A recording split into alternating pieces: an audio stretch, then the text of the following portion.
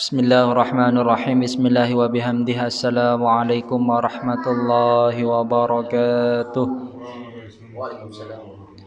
Alhamdulillahi rabbil alamin. Hamdan yuafi ni'amahu wa yukafi'u mazidah. Ya Rabbana lakal hamdu kama yanbaghi li jalalika wajhika wa 'azimi sultanik. اللهم صل على سيدنا محمد النبي الأمي الحبيب العالي القدر العظيم الجاه وعلى آله وصحبه وسلم. اللهم صل على سيدنا محمد مفتاح باب رحمة الله عدد ما في علم الله صلاة وسلام دائمين بدوام ملك الله وعلى آله وصحبه وسلم. وانشر لواء نهضة الوطن في العالمين آمين. اللهم أصلح أمة محمد صلى الله عليه وسلم وفرج عن أمة محمد صلى الله عليه وسلم وارحم أمة محمد صلى الله عليه وسلم وانشر واحفظ وأيد نهضة الوطن في العالمين بحق محمد صلى الله عليه وسلم. رب اشرح لي صدري ويسر لي أمري واحلل عقدة من لساني يفقه قولي أما بعد. Alhamdulillah, pada sore hari ini hari ke 28 Ramadan, yang sebentar lagi Ramadan akan meninggalkan kita. Para salafus salih, para ulama terdahulu, apabila mereka akan ditinggalkan Ramadan, mereka menangis. Menangis karena apa? Karena tidak ada lagi bulan yang fadilahnya, yang keutamaannya seperti bulan Ramadan. Karena pada bulan Ramadan pahala dilipat gandakan. Pada bulan Ramadan adanya sholat tarawih. Pada bulan Ramadan diturunkannya Al-Quran. Dan pada bulan Ramadan adanya Lailatul Qadar, khairu min alfi syahrin. Alhamdulillah, di sisa Ramadan kali ini kita tetap mengisi dengan hal-hal yang baik, hal-hal yang positif. Contohnya, kita bisa melanjutkan pelajaran kita, pengajian kita yang kemarin, yaitu sedikit membahas tentang fikih. Alhamdulillah. Bismillahirrahmanirrahim. وقال المؤلف الإمام ابن حجر العسقلاني رحمه الله تعالى ونفعنا الله بعلومه وعلومكم وعلوم السائر الصالحين في الدارين آمين اللهم آمين. إلى أن قال عن أبي هريرة رضي الله عنه. Kali ini kita masuk hadis nomor 8. Kemarin nomor 7, sekarang nomor 8. An Abi Hurairah radhiyallahu anhu qala Rasulullah sallallahu alaihi wasallam, tuhuru ina'i ahadikum idza walagha fihi al-kalbu ay yaghsilahu 7 marratin ulahunna bit-turab. Akhrajahu Muslimun wa fi lafdhin lahu falyurikhu. Walitirmidzi akhrajahunna bit-turab, ukhrahunna bit-turab. Waalaikumsalam warahmatullahi wabarakatuh. Kali ini hadis nomor 8 yang diriwayatkan oleh Sayyidina Abi Hurairah. Abu Hurairah, waalaikumsalam, salah satu sahabat Nabi besar Muhammad sallallahu alaihi wasallam. Jadi Sayyidina Abu Hurairah ini adalah sahabat yang paling banyak hafal hadis. Beliau hafal 5.883 atau 84 kalau tidak salah. Jadi sahabat Abi Hurairah adalah sahabat yang paling banyak hafal hadis. Dan beliau ini nama aslinya Abdurrahman bin Sakhr. Ad-Dausi, itu nama aslinya Abu Hurairah. Kenapa beliau Sayyidina Abu Hurairah diberi julukan oleh Rasulullah dengan Abu Hurairah? Karena beliau pecinta kucing. Pecinta kucing. Abu Hurairah yang artinya bapak kucing. Abu Hurairah senang dengan julukan tersebut karena yang memberinya adalah Rasulullah sallallahu alaihi wasallam. Kemudian Sayyidina Abu Hurairah ini termasuk sahabat Ahlus Suffah. Apa itu sahabat Ahlus Suffah? Sahabat Ahlus Suffah adalah sahabat yang miskin, yang tidak mempunyai tempat tinggal, yang mereka ini tinggal di belakang Masjid Nabawi. Sampai sekarang masih tempatnya Ahlus Suffah ini. Kalau ada mungkin nasib suatu saat umrah atau haji, jadi di belakang Raudhah itu ada tempat sedikit kecil tempatnya. Di sanalah tempat Ahlus Suffah, tempat sahabat Nabi SAW yang miskin, yang tidak mempunyai rumah. Semuanya tinggal di sana. Berapa jumlah Ahlus Suffah? Jumlah Ahlus Suffah berjumlah 70 sahabat. Jumlah Ahlus Suffah berjumlah 70 sahabat. Dan pimpinannya adalah Sayyidina Abu Hurairah. Pimpinan sahabat Ahlus Suffah adalah Sayyidina Abu Hurairah radhiyallahu an. Pertanyaannya, di manakah para sahabat Ahlus Suffah ketika akan makan, ketika ingin menyelesaikan hajatnya, yaitu berupa makan dan minum? Syekh saya menceritakan, Syekhuna Al-Allamah Fadilatul Syekh Muhammad bin Ismail Zain, beliau bercerita dulu ketika kita ngaji, para sahabat Ahlus Suffah ini jikalau sudah malam hari, mereka itu dibagi-bagi. Misalnya 5 orang makan di sahabat ini, 5 orang makan di sahabat ini, 10 orang makan di sahabat ini.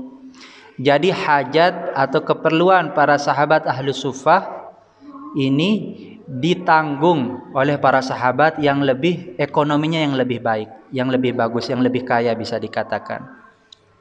Karena sahabat Ahlus Suffah ini semuanya minal masakin, yaitu semuanya miskin, tidak mempunyai tempat tinggal, dan kesehariannya hanya bersama dengan Nabi.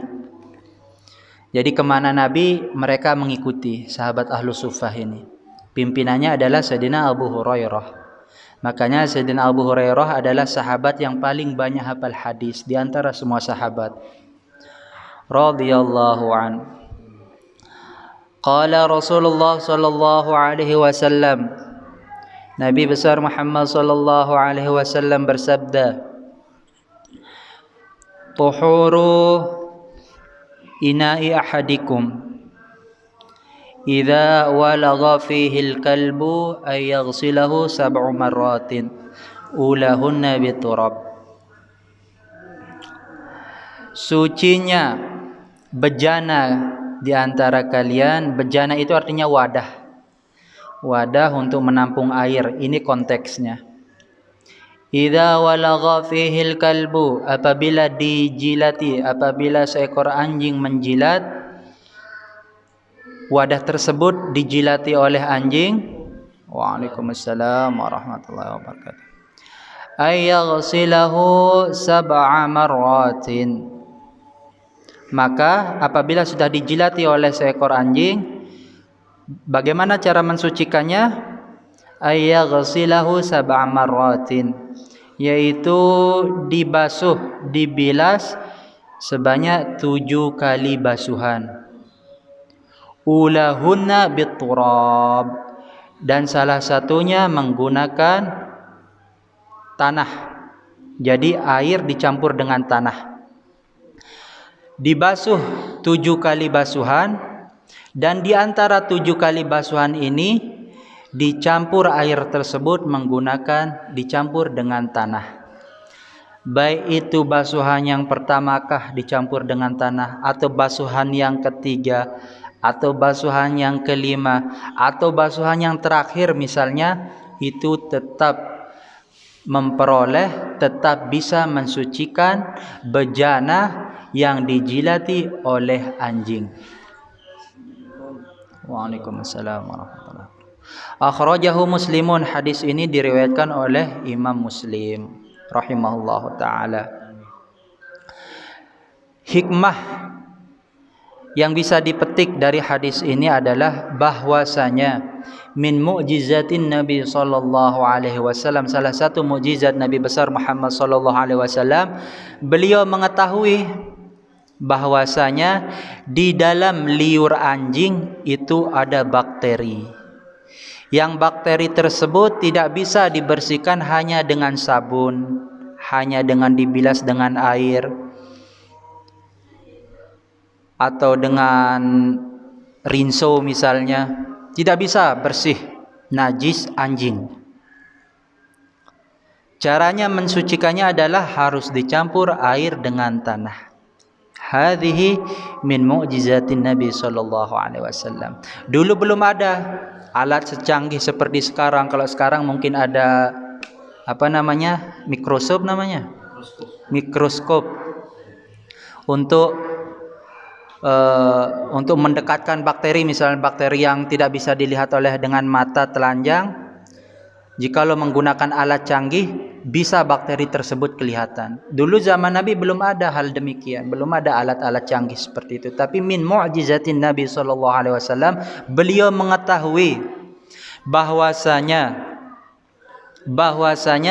di air liur anjing itu ada bakteri yang tidak bisa dihilangkan, yang tidak bisa dibunuh jikalau hanya dibasuh dengan air saja, atau dibasuh dengan sabun atau dengan rinso dan lain-lain. Cara menghilangkannya, cara mensucikannya, cara membersihkannya adalah dengan cara 7 kali basuhan, dan salah satunya dicampur dengan tanah. Ini luar biasa. Karena Rasulullah langsung yang memberitahu adalah malaikat Jibril. Malaikat Jibril dari Allah langsung. Itulah salah satu mukjizat Nabi besar Muhammad sallallahu alaihi wasallam. Kalau kita pribadi mustahil kita mengetahui kalau tidak dibantu dengan alat canggih. Tapi Rasulullah mengetahui. Inilah salah satu luar biasanya Nabi besar Muhammad sallallahu alaihi wasallam. Terus di hadis ini disebutkan bahwasanya walagha. Makna walagha itu artinya, katanya di sini walagha itu kan maknanya menjilat. Maknanya menjilat.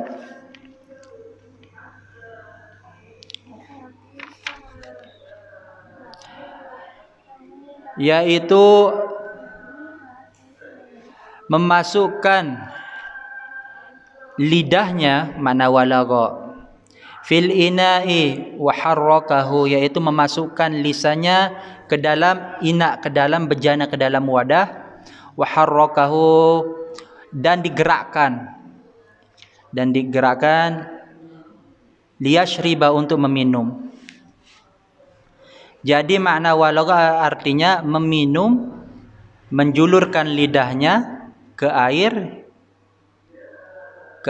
ke bejana, ke wadah untuk meminum. Itu namanya walagha. Jikalau dijilat, yang demikian itu airnya dijilat, contoh misalnya ember kan kecil. Ini termasuk ina juga, ember. Ina itu artinya bejana. Kalau ina bahasa Lomboknya artinya ibu. Kalau bahasa Arab sebenarnya ina itu artinya wadah atau bejana. Jikalau datang seekor anjing misal, kemudian ada air di ember, airnya tentunya kurang dari 2 kula. Kemudian dijilat, air tersebut yang berada di dalam ember dijilat. Bagaimana sekarang status hukum ember tersebut? Hukumnya adalah najis mughalladhah. Cara membersihkannya adalah ember tersebut harus dibuang dulu airnya terlebih dahulu.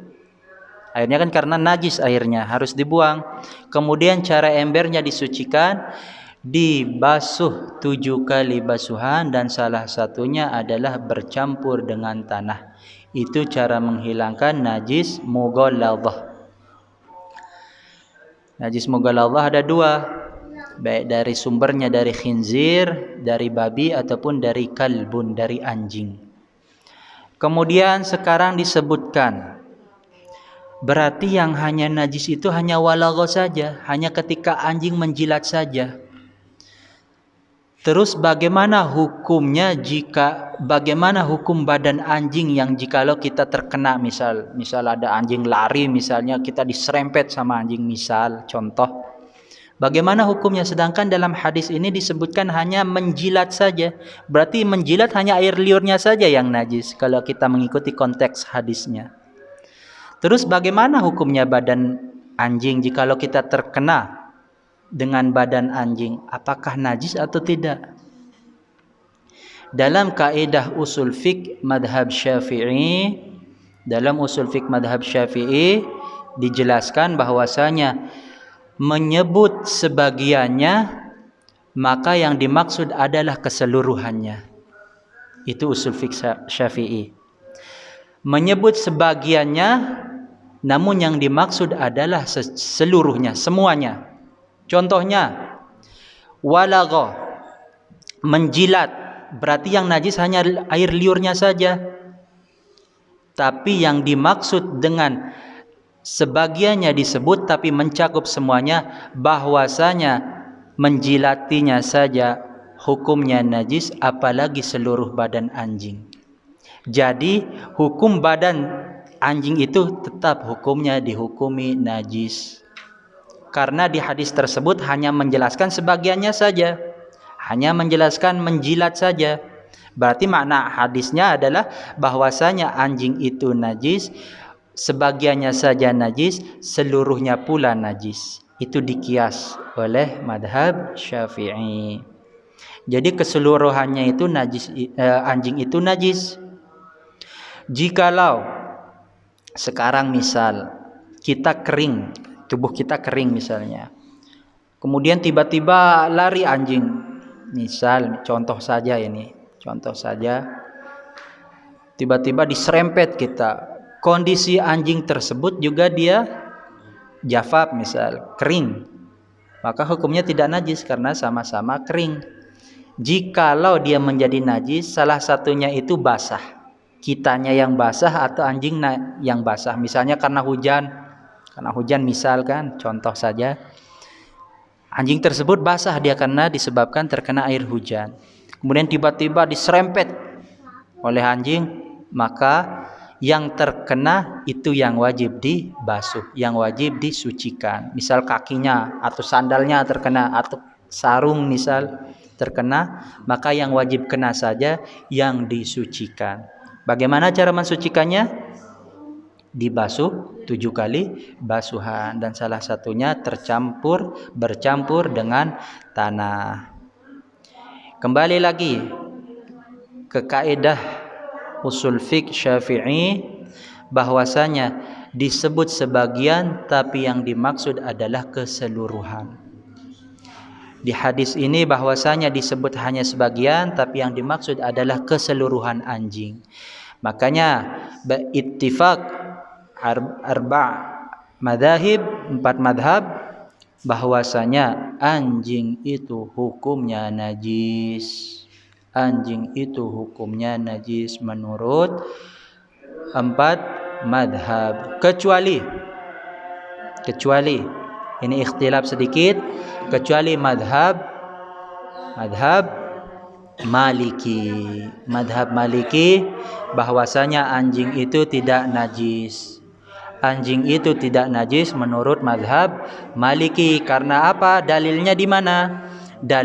Dalilnya karena tidak ada di dalam Al-Quran.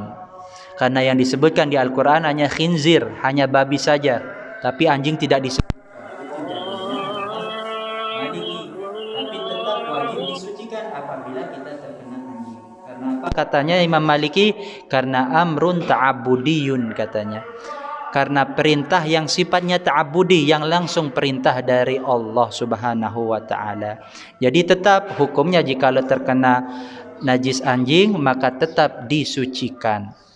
Namun hukum aslinya adalah suci. Makanya bingung kita yang kalau belajar mazhab Maliki, hukum aslinya suci namun tetap disucikan. Hakadha wallahu taala a'lam bissawab. Mungkin ada yang bertanya satu atau dua pertanyaan, tinggal 3 menit berbuka. Wenten pertanyaan nggih, Adik Piki? Bismillahirrahmanirrahim. Jadi kan tadi disebutkan bahwa dalam kaidah fikih itu mendik religius wa irdatul qul, benar. Semuanya. Maka yang dimaksud semuanya. Kemudian ada sedikit juga kurang logis, begitu bukan kurang logis sih, artinya akal saya itu kurang menerima ketika sama-sama kering kemudian itu tidak najis, itu ketika air. Sedikit saya mengutip juga kaidah fikih bahwasanya kan ada kaidah asul baqa'u makanan ala makanan. Jika sudah dikatakan najis maka itu tetap baqa'u makanan, maka tetap juga najis. Artinya kan juga ketika juga kita kolaborasikan berarti mendik religius wa irdatul. Artinya kan seharusnya dalam kondisi apapun tetap dia najis. Anjing itu zatnya yang najis. Zat anjingnya yang najis.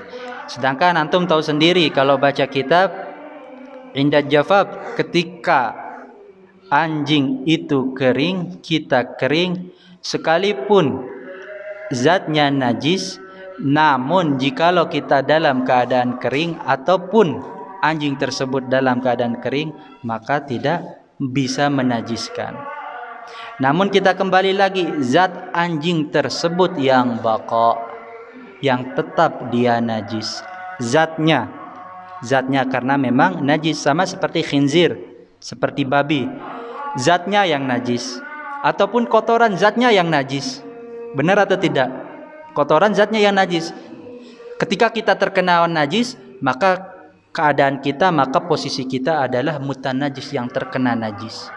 Kalau anjingnya tidak bisa disucikan, tapi objeknya yang disucikan. Yang terkena anjing itu yang disucikan. Kalau anjingnya tidak bisa disucikan. Hakadha wallahu taala alam bissawab. Tinggal 1 menit. Ya mungkin saya tengah-tengah. Apa yang dijelaskan oleh Haji Faris ada, bahkan ada benar atau benar, yang dijelaskan oleh Iki juga benar. Nah, tetapi saya ngaji di waktu ya kecil di Gusroub maupun di sekolah maupun di pondok di Mojokerto dulu itu memang apa di Iki itu benar, ya Ciparis benar. Jadi kalau yang saya dapatkan itu waktu ngaji di pondok itu memang yang dipaskan itu di Haji Paris. Selama itu kering sama kering, maka tidak menjadikan najis. Benar. Nah, yang saya maksud benar dan benar itu apakah ada di kitabnya, di itu kitab apa? Mungkin di sini mungkin yang kitab yang dimaksud dari fikih itu adalah zat najisnya. Oh gitu. Zat najisnya. Jadi dia bawa ke usul fik, tapi zatnya tetap najis. Itu maksudnya dari fikih. Zat najis anjing. أشهد أن لا إله إلا الله أستغفر الله نسألك رضاك والجنة ونعوذ بك من النار اللهم إنك عفو كريم تحب العفو فاعف عنا اللهم إنك عفو كريم تحب العفو فاعف عنا اللهم إنك عفو كريم تحب العفو فاعف عنا يا كريم أشهد أن لا إله إلا الله أستغفر الله نسألك رضاك والجنة ونعوذ بك من النار أشهد أن لا إله إلا الله أستغفر الله نسألك رضاك والجنة ونعوذ بك من النار أشهد أن لا إله إلا الله أستغفر الله نسألك رضاك والجنة ونعوذ بك من سخطك والنار اللهم إنك عفو كريم تحب العفو فاعف عنا يا كريم بسم الله الرحمن الرحيم نويت بسم الله الرحمن الرحيم اللهم لك صمت وبك آمنت وعلى رزقك أفطرت برحمتك يا أرحم الراحمين نويت الصوم غد عن أداء فرض شهر رمضان هذه سنة لله تعالى